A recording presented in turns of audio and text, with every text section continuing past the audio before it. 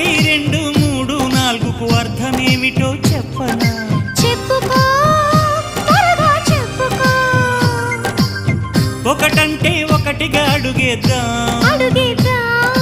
రెండంటే రెండు గుండెలను ముడిపెడదాం, మూడంటే మూడు ముళ్ళేసి ఆ తర్వాత నాలుగు కాలాల పాటు కలిసుందాం.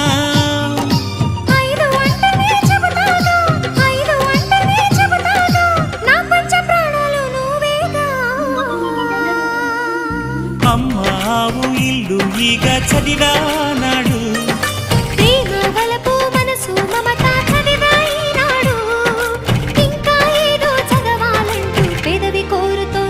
భలేగా కొత్త చదువు చదువు, ఇలా నా ముద్దు కవిత చదువు, చెలి మురిపాల కథలు చదువు.